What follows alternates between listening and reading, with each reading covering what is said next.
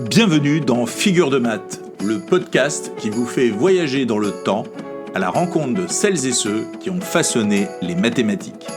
Aujourd'hui, rencontre avec un esprit hors norme, à la croisée des mathématiques, de l'informatique et de la stratégie. John von Neumann. John von Neumann naît à Budapest en 1903 dans une famille juive cultivée. À 6 ans, il divise déjà des nombres à plusieurs chiffres de tête. À 8 ans, il lit le grec. À 10 ans, il discute de calcul différentiel avec son père au dîner. Un prodige. Il étudie à Berlin, Zurich, puis émigre aux États-Unis dans les années 30 pour fuir le nazisme.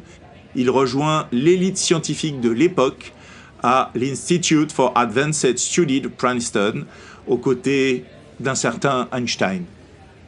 Von Neumann est un mathématicien total. En logique, il développe les bases des mathématiques formelles. En physique, il contribue à la mécanique quantique. En statistique, il introduit des méthodes de simulation encore utilisées aujourd'hui. En économie, il invente la théorie des jeux. La théorie des jeux, c'est l'étude des choix stratégiques entre plusieurs agents rationnels. Exemple, le célèbre dilemme du prisonnier. Faut-il coopérer ou trahir? Elle influence aujourd'hui la géopolitique, la biologie, l'économie et les intelligences artificielles. Von Neumann est surtout connu pour avoir imaginé l'architecture des ordinateurs encore utilisés aujourd'hui.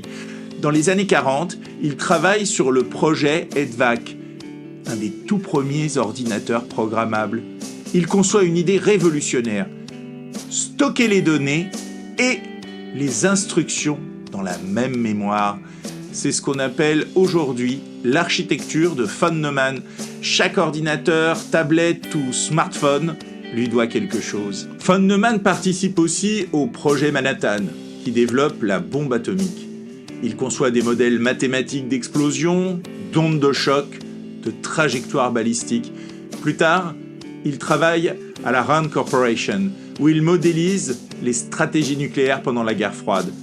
Il devient un penseur stratégique, influent, mais controversé. Certains disent qu'il voyait le monde comme un immense jeu de stratégie, avec des équations à la place des émotions. En 1955, il tombe gravement malade.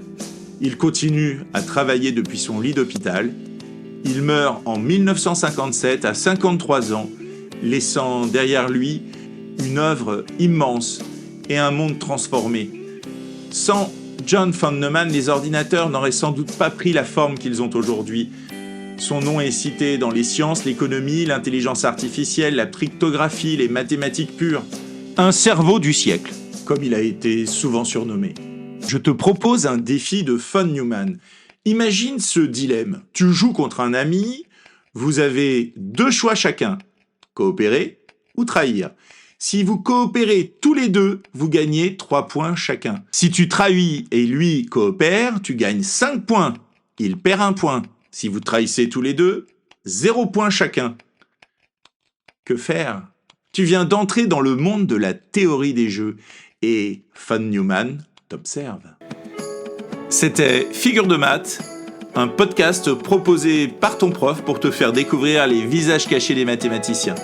À très bientôt pour un nouveau voyage dans le temps. Et n'oublie pas, les maths, c'est aussi de l'aventure.